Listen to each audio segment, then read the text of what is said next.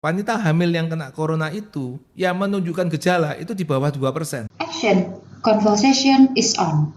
Ya, senang sekali saat ini saya bersama dengan Dr. Iwan Juanda. Siapa yang nggak kenal, pasti semua kenal. Selamat siang.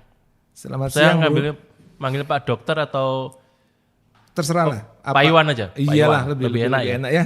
Oke, Pak Iwan. Sekarang kita kan bicara masih dalam topik yang trending saat ini kan, bicara mengenai COVID. Cuman kita coba merefresh bentar lah untuk COVID gitu ya. Seperti yang saya juga pernah baca dan kita mungkin tahu bersama bahwa COVID ini kan berasal dari binatang kan, seperti itu ya. Katanya dulu iya. Katanya kan gitu ya. Iya, betul. Tapi spesifik binatang apa kita juga Ya karena waktu itu yang dimakan kelelawar ya, akhirnya bilangnya kan kelelawar ya. keluarnya kelelawar Iya, gitu kan. betul. Tapi sebetulnya kan mungkin bukan hanya kelelawar kali ya. Maksudku aku juga nggak tahu sih, maksudnya itu dari mana sih asalnya gitu ya.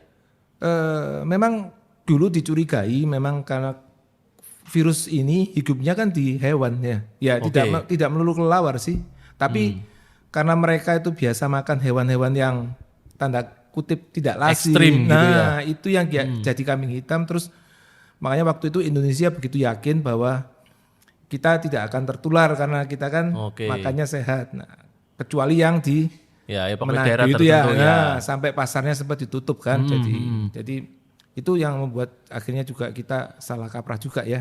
Nah, kalau misalnya kita waktu itu makannya anggaplah bukan kelelawar misalnya, makannya ular ya, mungkin ular yang dikambing hitamkan saat ini gitu kan ya. Oke. Nah, ini kan sangat luar biasa sekali. Betul. Virus ini. Iya. Aku nggak tahu apakah isunya ini lebih besar dari dulu misalnya SARS atau jauh. apa yang satunya flu babi ya? Flu burung, flu burung, sorry. Ya. Flu babi, flu burung. Flu burung, flu babi, SARS sama MERS kan itu ya. Bahkan Ebola misalnya. Tapi Ebola khusus Afrika sih. Iya, betul. Ya. Ebola bukan di secara internasional. Ebola tidak terlalu mencuat seperti sekarang karena waktu itu Ebola penanganannya cepat. Jadi sehingga mereka isolasi lockdownnya luar biasa. Ya, ini yang kalau yang kali ini kita kan banyak negara yang setengahnya tanda petik terlalu PG ya. Jadi kalau saya tidak akan kena gitu ya. Jadi nah itu sekitar 215 negara atau 265? Ya, sekitar itu ya. Sekitar ituan lah ya. Sekitar itu nah, kita nggak bicara mengenai teori-teori yang di luar, konspirasi lah atau apa. Iyalah kita nggak bicara itu. Yang penting sekarang memang saat ini pandemik ini ada. Gitu ya, Pak Iwan ya. Nah, yang saya juga heran ya sebetulnya, ini mengapa cepat sekali ya? Dalam artian mulai berawal dari suatu negara atau bukan suatu negara misalnya satu provinsi kalau nggak salah. Betul, ya Wuhan itu aja di kan Cina, ya. Tapi begitu cepat akhirnya merata gitu ya, hampir merata. Ini kira-kira apa sih Pak Iwan? Kira-kira faktornya? Kalau menurut saya ya, kalau kita bicara mengenai infeksi ya, kita selalu bicara 3 kan ya. Kitanya, hostnya, kemudian agentnya, si virus itu, si COVID, dan lingkungan kita kan ya. Nah, yang jadi masalah si agent ini kita kan tidak kenal sama sekali. Makanya dulu namanya kan novel coronavirus. Novel kan sesuatu yang nggak tahu kita. Really new ya kan, sangat baru. Kemudian jadi sampai metode penularannya kan macam-macam teori ya. Betul. Yang jadi masalah sampai timbul konspirasi segala katanya makanya kan ya. Jadi penularan yang airborne kan dibantah terus ya. Nah, sampai bahkan kemarin itu saya dengar si Dr. Raisa juga menolak itu. Katanya jangan percaya berita hoax. Tapi kalau saya yang lihat itu pendapat 259 ahli seluruh dunia yang menekan WHO untuk mengubah statementnya bahwa hanya droplets itu ada benarnya. Kalau ini hanya droplets nggak akan segini ganasnya. Kalau ini airborne minimal tidak airborne murni, aerosol airborne. Jadi kalau airborne murni itu virusnya yang melayang-layang di udara ya. Kalau ini aerosol airborne ini ada partikel yang kecil yang kemudian dia keluar trap di udara sehingga dia bisa bertahan beberapa jam. Nah, bayangkan aja kalau itu di keadaan yang tertutup ya. Jadi akan sangat cepat itu menulari. Nah, kemarin saya baca, coba saya searching gitu ya. Kemarin kan kalau nggak salah WHO itu mengeluarkan seminggu yang lalu kalau betul. Iya. Bahwa penularan ini bisa melalui udara. Iya, betul. Nah, ternyata memang bukan 259 sebetulnya. Cuman kalau yang di internet kemarin saya coba baca itu 239. Oh, 239 ya. Dokter ilmuwan itu yang menulis surat terbuka kepada WHO. WHO diminta untuk menarik rekomendasi dia yang lalu. Ya, yang hanya droplet. Iya, betul. Hanya droplet. Gitu. Tapi sekarang enggak nih, udara gitu ya.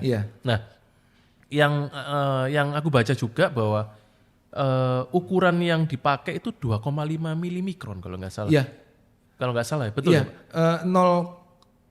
Iya, 0,3 mikron. Iya betul, sekitar itu. Sekitaran gitu ya. Kecil seperti asap rokok. Betul, betul lebih kecil mungkin ya dari asap itu ya. Jadi dan bisa bertahan 3 jam. Iya. Nah, pertanyaannya yang sekarang banyak orang-orang tanyakan adalah kalau itu melalui udara. Iya. Harusnya dari dulu itu kan hampir semua kena berarti kan? Kalau misalnya itu benar-benar loh. Itu kan pertanyaan orang-orang secara awam saat ini kan. Iya. Nah, itu gimana ya Pak ya? Dalam artian kalau udara ini kan kita memang benar-benar betul. Tapi nggak mau kita hirup ini saat ini. Tapi rasanya gini loh, mungkin virus itu memang betul asalnya dari tempat tertentu ya. Seperti kita tahu kalau si MERS dulu kan asalnya dari Middle East. Ya. Yang SARS dulu asalnya dari Cina juga. Mungkin asalnya di sana. Kemudian karena mungkin awalnya ada konsumsi dari si kelelawar ini, virus ini kan dibawa ke manusia dan virus ini dan virus ini luar biasanya dia begitu cepat bermutasi kan virus ini kan. Iya, katanya gitu. Ada dan tipe A, B, C, nah, D malah katanya. Iya, yang sialnya Surabaya ini katanya tipe C ya, yang sama ganasnya dengan punya Amerika katanya. Katanya gitu. Katanya begitu. Dan melihat sekarang kenapa kok dibanding dengan Ebola kita jauh lebih cepat. Kalau kita lihat sekarang kan perpindahan orang dari satu ke tempat yang lain tuh begitu cepat ya. Jadi rasanya kan dunia ini sudah nggak ada batas. Nggak ada batas, iya. Jadi itu akan membawa penularan si virus ini. Cuman kalau memang kenapa orang tanya kok enggak dulu-dulu, ya mungkin dulu-dulu karena ini kan tipe coronavirus ya. RNA coronavirus dan itu kan sama dengan flu ya. Flu juga coronavirus. Cuma flu itu kan gejalanya ringan walaupun di orang Amerika, orang Barat mereka juga beberapa menjadi berat ya, kecuali kita biasanya mild ya. Ya, mungkin ya dengan virus yang kurang lebih asalnya itu yang bermutasi seperti itu rasanya ya. Gitu ya. Makanya itu yang sebetulnya saya juga merasa khawatir juga gitu kalau memang benar itu bisa melalui udara. Iya, betul. Dan itu 3 jam dia bisa melayang gitu kan istilahnya. Sebelum dia jatuh ke menempel satu benda. Betul ya. Atau ya istilahnya suatu media gitu ya. 3 jam. Nah, 3 jam ini yang lumayan lama sebetulnya. Iya, tapi kalau kan kita ngomong 3 jam. Tapi kan tergantung ya. Jadi gini, paparan seseorang terhadap partikel virus itu sendiri, itu yang menentukan apakah dia terkena atau enggak. Nah, teorinya katanya CDC terakhir mengeluarkan, CDC itu Center for Disease Control di Amerika, itu mengeluarkan statement bahwa untuk terkena infeksi virus ini dibutuhkan paparan dengan 1000 VP atau viral particle. Nah, itu artinya?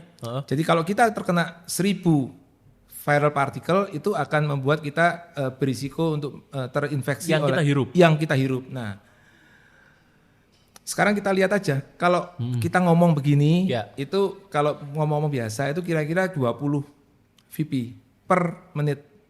20 VP per menit. Ya. Kalau batuk itu 20 juta kira-kira.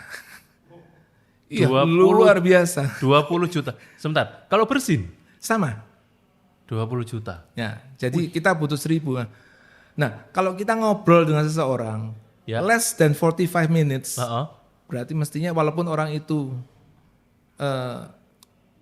Apa misalnya?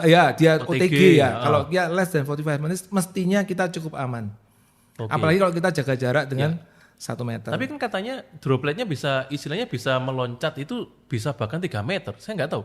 Dalam artian bicara seperti apa gitu. Misalnya sampai 3 meter. Kalau kita misalnya sekarang ini sekalian supaya viewer juga tahu bahwa sekarang kita ini kan cukup jauh nih. Iya, harusnya kalau droplets itu kalau melompat paling banter kan 1 sampai 1,5 meter. Enggak sampai 1,5 meter. Makanya katanya kan distancing itu disarankan antara 1 sampai 2 meter.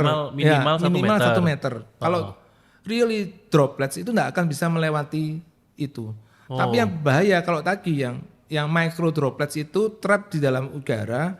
Kalau itu yang bisa sampai lebih jauh. Nah, ini menarik Pak Iwan. Misal nih contoh ya, kalau saya batuk misalnya, saya gini, grog gitu ya, batuk ya. Saya nggak tahu bener apa enggak. Kalau teori cipratan air, batuk, grog gini, itu kan ke sana. Iya betul. Iya kan? Iya. Kan bukan ke sana istilahnya. Bukan, iya. Nah, sarana apa yang bisa membuat itu ke sana? Aerosol tadi. Aerosolnya? Iya, jadi aerosol. Jadi kalau kalau yang droplet agak besar itu biasanya terjadi pada mungkin bisa aerosol ini terjadi pada tempat-tempat yang risiko aerosolnya besar. Misalnya di rumah sakit yang pakai oksigen, pakai yang orang dokter gigi yang ngebor gigi. Makanya kenapa dokter gigi kan juga sementara lockdown. Karena ya kan? cipratan itu ya. Jadi aerosol ini yang membawa partikel itu untuk meloncat lebih jauh. Kalau yang mikro droplet yang sekarang yang diajukan oleh 239 ilmuwan tadi, nah itu yang aerosolnya udara ini ternyata dia bisa si micro droplet ini bisa trap di dalam partikel udara dan dia bertahan selama beberapa jam. Oh begitu. Itu yang makanya kenapa sekarang yang sangat berbahaya itu tempat-tempat yang tertutup gitu loh. Jadi mereka bilang kalau kita di taman itu risikonya sangat rendah. Kalau di tempat terbuka risikonya sangat rendah. Oh begitu ya. Wah berarti cukup ini ya, cukup mengerikan juga sebetulnya. Kalau dipikir mungkin juga itu alam meminta kita kembali ke zaman dulu ya. Iya. Balik ke zaman pakai exhaust fan, pakai buka pintu, buka jendela. Iya betul. Sekarang kalau seperti itu memang kebiasaan. Sekarang kita seperti tempat saya kebiasaan baru ya. Iya. Begitu selesai AC, kita pakai kipas angin dulu. Iya. Setelah itu jendela buka. Iya betul. Saya juga supaya keluar. Tekanan kan kita pakai hukum itu kan ya. Tekanan tinggi betul. Tekanan tinggi ke tekanan rendah. Biar dia keluar. Rendah ke tinggi. Seperti itu. Nah, Pak Iwan, satu lagi. Misalnya disepakati bahwa virus ini tidak menular dengan media makanan misalnya. Karena itu juga kontroversial ya. Yang media makanan dimaksud itu masakan misalnya. Yang dimasak ya. Nah itu enggak. Kenapa? Karena walaupun misalnya makanan itu ada medianya, ada virusnya, kita makan itu akan mati dengan kena asam lambung kita. Betul. Karena virus ini harus dapat tempat yang sesuai dengan habitatnya, yaitu di saluran pernapasan. Pertanyaannya saya adalah begini Pak, ini pertanyaan pribadi nih, saya tanya ke Pak Iwan. Saya kemarin mikir-mikir gitu ya, pada waktu dikatakan itu di satu ini melalui WA ada promosinya antara dokter Sapat dengan dokter kandungan salah satunya. Nah dia membahas ini gitu loh. Makanan ini takut si B ini takut untuk makan karena takut tertular. Nah dijelaskan itu virusnya akan mati kena asam lambung. Tapi pertanyaan saya adalah, anggaplah makanan ini ada virusnya. Kita makan kan?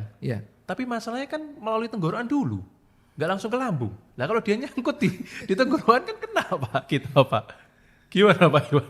Iya, tapi rasanya kemungkinan itu sangat kecil ya kalaupun bisa itu ya. Rasanya kemungkinan kan kalau kita makan kan klep ke atas juga tertutup ya. Jadi satu. Kemudian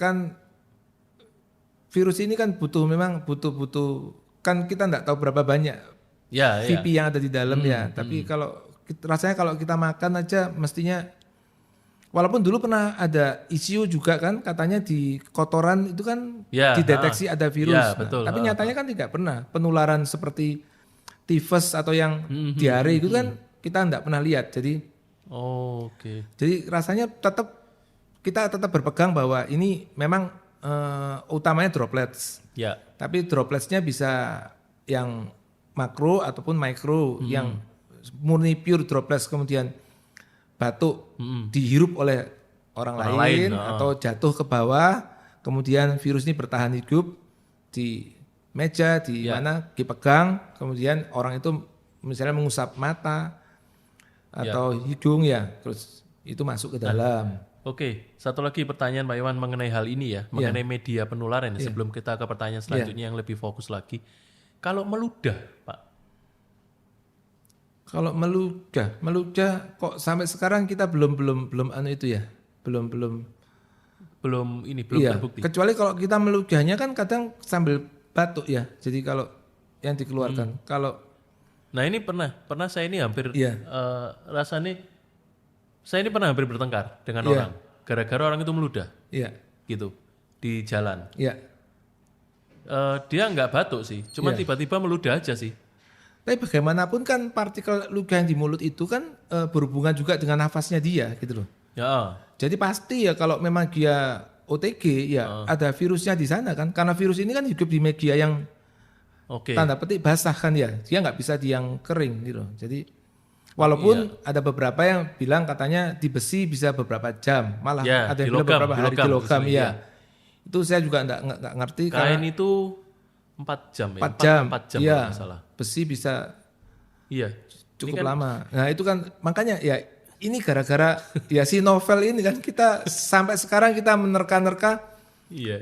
Tiap hari kita dapat sesuatu yang baru, sampai yang isu yang paling itu membuat orang agak gimana, rada aneh katanya. Si virus ini juga bisa lewat sperma katanya kan. Saya pernah dengar. Tapi itu belum ada, tapi katanya ada jurnal yang menuliskan katanya. Tadi saya kebetulan ketemu teman dan dia bilang memang ada jurnal yang menuliskan bahwa virus ini bisa lewat sperma. Waduh. Tapi so far kita belum dapat orang yang ditularkan melalui. Semoga enggak. Semoga enggak.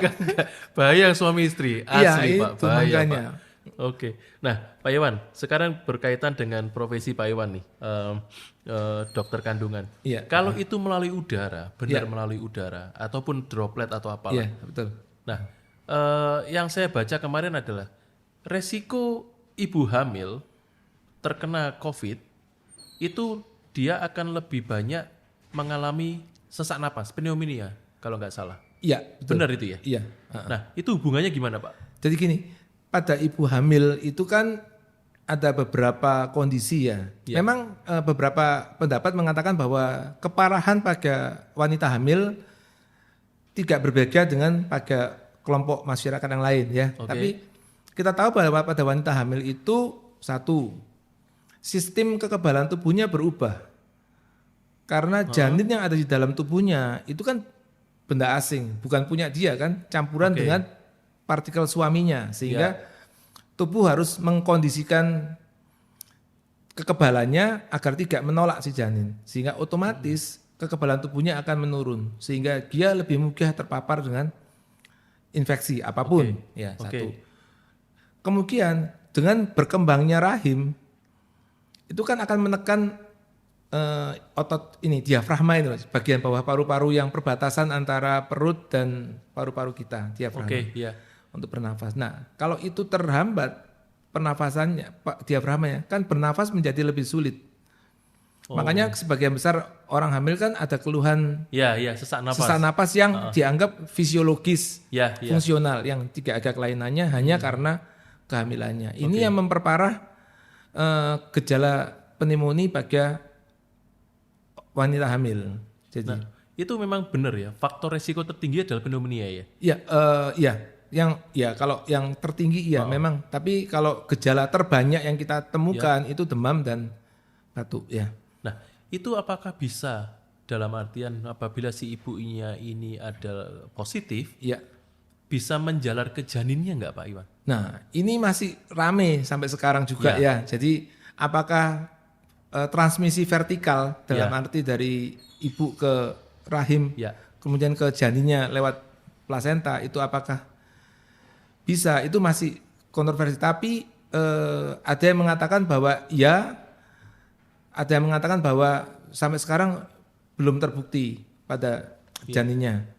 Jadi terus terang belum ada statement yang jelas ya. Jelas bahwa ada transmisi vertikal dari ibu ke janinnya. Ya. Nah, pembicaraan kita ini jangan sampai membuat para ibu hamil ini menjadi takut. Iya betul. Iya. Cuman kita coba memberikan wawasan nih. Iya betul. Resiko-resiko apa yang terjadi di saat pandemik ini gitu kan. Tapi pernah nggak ada kasus itu Pak Iwan? Jadi misalnya ibunya tertular, janinnya juga gitu. Oh pernah. Jadi memang kalau ibunya tertular pada hamil bulan-bulan terakhir tidak terlalu banyak efek ke janinnya. Karena kan kita tahu dia menjelang persalinan bayinya juga sudah tumbuh sempurna kan. Tapi kalau pada fase-fase yang lebih pagi kemungkinan efeknya bisa jelek karena efek pneumonia dari ibunya, kekurangan oksigen dari bayinya. Untuk bayinya itu bisa membuat si bayi meninggal atau dia lahir prematur memang ya. Tapi kalau pada bulan terakhir sih dikatakan tidak ada bedanya, tidak ada pengaruh. Cuma yang jadi masalah ini, kalau kita baca dari laporan dari semua negara itu pada wanita hamil itu yang positif corona itu kan sekitar 1, sekian persen sampai Amerika bilang 30% ya itu.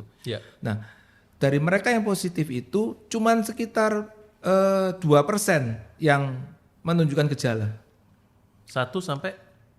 Jadi insidence dari hamil kena corona itu katanya range-nya antara 1, sekian persen sampai Amerika bilang 30%. Yang kena corona.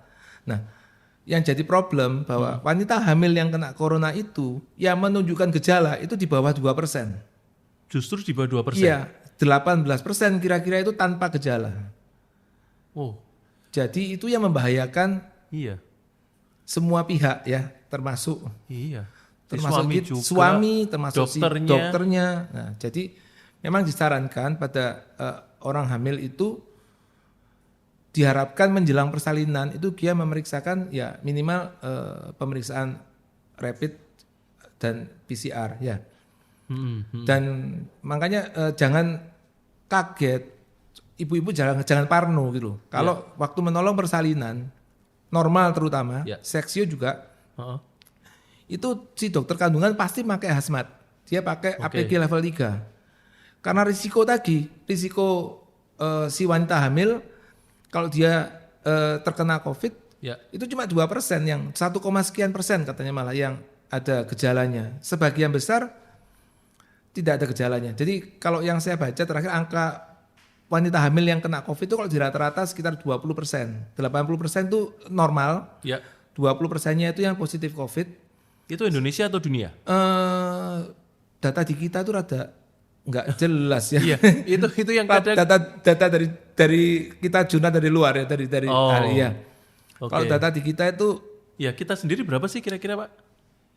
Misalnya Surabaya deh kira-kira. Nggak tahu saya terus terang. Karena datanya kan tidak dibuka masalahnya ya. Itu yang jadi masalah. Kita kan IGI bolak-balik minta bahwa tolong data COVID itu dibuka secara transparan, minimal ke kita tenaga medis. Ternyata kan tidak dibuka. Jadi yang jelas teman-teman itu yang di Sutomo itu mereka kewalahan menangani pasien ini, sehingga yang susah juga kan kalau orang hamil pada keadaan menjelang melahirkan datang ke rumah sakit, waktu mau lahir mana sempat kita mau screening.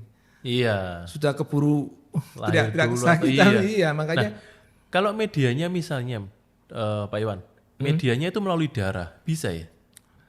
Kalau dia positif misalnya atau OTG lah. Iya, bisa. Bisa ya? Bisa. Karena kan virus ini kan agak-agak memang dia efeknya kelihatan di paru-paru kan. Tapi virusnya kan agak di dalam sirkulasi darah si penderita. Makanya kenapa kalau yang sering kena kan juga selain itu petugas laboratorium kan juga sangat rawan, dia kan kaitannya dengan ini ya. Iya, betul. Jadi untuk yang hamil sih nggak perlu takut kalau buat saya, bahwa statementnya hamil dan tidak hamil itu dia risikonya sama. Ya. Tingkat kegawatannya korbannya tidak lebih besar daripada mereka yang tidak hamil. Ya. Apalagi kalau disadari ibu-ibu kan lebih kuat. Kita lihat bahwa banyak korban corona itu rata-rata laki-laki. Perempuan, iya laki-laki. Sebentar, saya malah nggak tahu. Kok bisa? Perempuan itu lebih, ini nggak tahu. Pokok laporan dari data-data itu perempuan dikatakan lebih tahan terhadap virus ini, lebih kecil kemungkinan tertular dibandingkan pihak laki-laki. Saya nggak tahu apakah karena pola perilaku wanita yang lebih banyak di rumah atau lebih banyak tidak seperti laki-laki yang mobile sangat gitu mobile ya, atau karena perlindungan dari hormon. Perempuan kita tahu hormon estrogen dan progesteron. Estrogennya kan dia proteksi untuk dirinya. Jadi ya. Tapi memang hasil penelitiannya, laporannya itu mengatakan bahwa laki-laki lebih berisiko. Sehingga kalau kita lihat scoring angka COVID itu kalau laki-laki itu langsung dapat poin 1. Kalau perempuan gitu? 0. Iya. Oh, kita bahaya. Kita lebih rentan, iya. Jadi kita laki-laki bahaya nih berarti. Nah, itu makanya kita semua laki-laki. Kalau perempuan, cuman makanya kalau waktu kita hamil itu enggak perlu takut makanya kan ya, jangan terlalu terus parno terus gimana. Cuman sebetulnya Pak Iwan, yang ditakuti sekarang oleh pemerintah, enggak tahu ini benar atau enggak, itu kan bukan masalah hamil di saat bukan masalah akan tertular COVID atau enggak di ibu hamil. Ya. Yang ditakuti ini kan sekarang ledakan penduduk. Betul. Itu. Karena kan kemarin diomong bahwa ini berita yang cukup dibilang lucu ya bisa lucu sih, cuman ya ini fakta tapi iya betul. Bahwa peningkatan ibu hamil itu tinggi di masa pandemik ini. Iya, karena disuruh diam di rumah, hiburan satu-satunya mungkin Iya, ngapain gitu kan, nggak ada yang lain. Nggak ada kerjaannya. Loh, terus terang juga saya di praktek saya itu mulai banyak orang-orang yang dulu udah lama nggak muncul atau muncul. Kenapa? Telat dok, positif. Dan sudah ada daerah yang melaporkan, karena Tasikmalaya kalau nggak salah sudah ada kenaikan sekitar berapa persen, cukup signifikan kenaikannya. Iya. Jadi yang ditakutkan memang nanti 9 bulan dari sekarang, kalau saat ini rumah sakit kewalahan dengan COVID, nanti 9 bulan sampai 12 bulan lagi itu rumah sakit kewalahan dengan orang yang melahirkan nanti ya. Berarti ada opportunity bisnis kita buka rumah sakit bersama. Nah, jangan sekarang rumah sakit pada kelimpungan semua saya karena dengar itu sih. Jadi rumah sakit sekarang itu sampai susah karena gimana ya, kalau dia nggak merawat COVID sepi, sehingga dia kalau mau survive ya dia harus merawat COVID, dengan konsekuensi pasien non COVID tidak mau datang ke mereka. Itu kondisi di lapangan ya. Nah sekarang masalahnya bagi ibu hamil, Pak Iwan, kira-kira proteksi apa yang paling maksimal yang bisa dilakukan oleh ibu-ibu yang saat ini mungkin yang menyaksikan juga teman-teman kita, rekan-rekan kita yang sedang hamil nih misalnya, mulai kehamilan yang muda sampai yang sudah hampir melahirkan, kira-kira proteksi maksimal apa yang bisa dilakukan? Yang pertama, dia harus jaga kondisi ya. Kita tahu semua bahwa virus ini tidak ada obatnya ya. Dari dahulu tidak ada obat yang bisa membunuh virus. Tubuh kita yang akan membunuh virus itu sendiri. Jadi dia harus menjaga kondisinya. Nah, dia harus sadar bahwa saat dia hamil, yang menjadi, kalau ibaratnya tubuhnya itu untuk makro dan mikronutriennya, makanannya itu orkestra, dirigennya bukan dia lagi, tapi si bayi. Jadi dia harus sadar itu, sehingga dia tidak boleh nuruti maunya dia. Saya nggak suka makan, saya nggak bisa makan, saya nggak suka ini. Dia harus memaksakan bahwa dia bukan dia lagi sekarang yang berperan. Ada makhluk lain, oknum lain yang ikut makan istilahnya. Ikut makan, iya. Nah, jadi dia akan, karena bayi itu luar biasa. Bayi itu akan memakai nutrisi ibunya untuk dirinya. Kalau ibunya itu nggak makan banyak, akhirnya nggak makan yang cukup, bukan banyak ya, dalam artian cukup bergizi ya. Nah, itu si kondisi ibu pasti akan turun. Jadi makanya dia harus ingat bahwa yang sebagai dirigen itu si bayi, sehingga bisa-bisa si ibu nggak dibageni sama bayinya gitu loh. Nah, sehingga dia harus menjaga kondisinya minimal dengan nutrisi yang sehat, nutrisi yang lengkap, istirahat yang cukup. Kemudian harus ada exercise. Ingat bahwa salah satu kekebalan tubuh kan dari vitamin D. Vitamin D tanpa matahari bojai. Useless kan? Kita harus ada paparan dengan matahari. Yang nggak usah lama-lama pagi, makanya 10 menit, 15 menit. Ya, early morning itu dia exercise di luar. Kemudian makanya 2 yang dia early morning exercise, eating well. Nah, itu 3 dia. Kemudian selama kehamilannya dia harus menjaga sendiri, hindari kalau sebisa mungkin kontak dengan fasilitas kesehatan. Nah, ini yang jadi masalah memang. Hindari? Jadi dia hindari kontak dengan fasilitas kesehatan. Misalnya rumah sakit? Ya, biasanya kalau gini, kalau dulu kita sarankan pada wanita hamil itu pada 3 bulan yang pertama itu dia kontrolnya sampai 7 bulan yang pertama itu kontrolnya kan sebulan sekali. Ya. Kemudian betul. 7 sampai 9 bulan itu kontrolnya mulai 2 minggu sekali. Kemudian 9 bulan ke atas kontrolnya seminggu sekali. Sehingga kira-kira kalau dilihat itu kan ada 7 tambah 4 tambah 4 15 kali kontrol dia ketemu. Nah, selama itu kehamilan. Selama kehamilannya. Ya. Nah, sekarang anjuran dari teman-teman kesehatan itu tidak perlu sesering itu. Yang penting dia pada 3 bulan yang pertama dia harus pernah kontak 1 atau 2 kali sesuai dengan keperluannya. Misalnya memastikan bahwa dia hamil, memastikan bahwa hamilnya itu sehat, ada di dalam kandungan dan tumbuh dengan baik. Sudah. Kemudian pada 3 bulan yang kedua dia hanya datang kalau perlu aja. Nah, sebentar Pak Iwan. Sekarang gini, misalnya nih Pak Iwan nih. Ya. Pak Iwan kan misalnya punya praktek sendiri. Ya, betul. Pasiennya kan juga pasien yang tertentu, adalah pasien yang ibu hamil atau misalnya pasien yang kontrasepsi misalnya, betul ya. Untuk pemenuhan itu. Ya. Nah ini kan sudah khusus Pak Iwan, ya. Bahwa kalau datang ke dokter kandungan ya pasiennya ini, kecuali misalnya Pak Iwan ini ada di rumah sakit nih, betul, ya. Melewati lorong-lorong yang campur. Nah ini yang mana yang dimaksud? Yang di rumah sakit. Yang di rumah sakit ya. Asumsi dari teman-teman yang di Kemenkes, dari yang pemerintah kan diasumsikan semua praktek dokter ada di fasilitas rumah sakit, ya kan? Oke, supaya jadi satu jadi pelayanan khusus, satu unit sebaiknya pelayanan bersama. Kalau mau kontrol itu kontrol jangan di rumah sakit, puskesmas, di rumah sakit, kontrollah di khusus. Kalau mau RSIA ya rumah sakit ibu anak, atau ke praktek dokter itu masih kan diharapkan lebih minimal risikonya penularannya. Tapi walaupun nggak menutup kemungkinan yang ibu-ibu hamil yang kumpul di ruang tunggu ini juga OTG. Betul, iya. Jadi serba salah. Makanya yang di praktek pun itu tetap protokol harus dijalankan. Social physical distancing, cuci tangan. Ya masalah suhu badan itu agak susah kita. Kalau kita bilang suhu 38 disuruh pulang lah. Dia bilang, atau bahkan saya datang 37,5. Kalau 37,5 itu skornya kan masih rendah ya. Yang lebih kan 38,5 ya. Kalau 38,5. Kalau 38,5 itu skornya kalau 3 atau 5 kalau nggak salah. Ini pengalaman Pak Iwan. Saya pernah masuk kantor. Saya kan memang naik sepeda motor. Saya pernah masuk kantor. Lalu di termogan. Suhu saya 37,5. Itu saya mau disuruh pulang sama satpamnya. Pak, nggak boleh masuk Pak. Bapak 37,5 Pak Teguh. Lalu saya ngomong sama satpam, Pak tunggu 2 menit. Betul. Saya tak minggir dulu. Saya minggir sambil saya cuci tangan. Di termogan lagi. 36,2. Iya betul. Tapi satpamnya karena kan istilahnya dia juga heran. Loh Pak kok bisa turun? Iya saya tadi pegang air dingin supaya menurunkan suhu saya.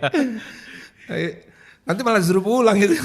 Jadi kan termogan itu kan kita di dahi ya. Itu kan tidak terlalu akurat kan ya. Oh gitu. Iya yang akurat harusnya kan di telinga. Kemudian kalau mau gitu? Ketiak suhu luar masih ya. Jadi yang paling katanya yang paling akurat harusnya itu di telinga atau di mulut ya. Nah, kan susah ya masuk. Iya masuk mangap gitu sih, Mbak gitu ya. Nah, dan kalau mau di kepala itu bukan di dahi begini tapi di pelipis yang diambil. Sehingga ini risiko terpapar dengan matahari dengan kan tinggi anunya. AC ya. Saya kalau diukur 35 setiap kali. Lah mobilnya pakai AC kan.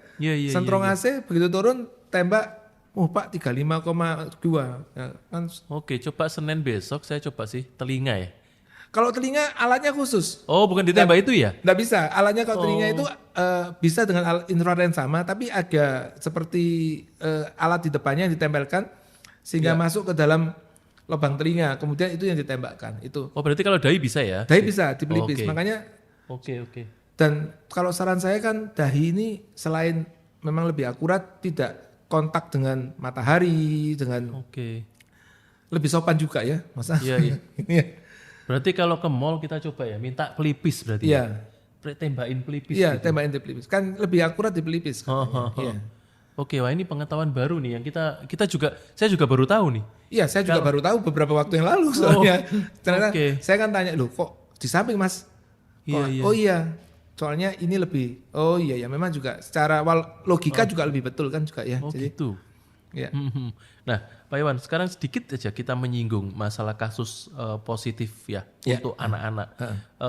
Ini satu penelitian, tapi ini Indonesia nih yang saya baca ya di internet bahwa fakta kasus positif anak COVID-19 di Indonesia itu ada sekitar yang positif itu 40 kasus, yang positif.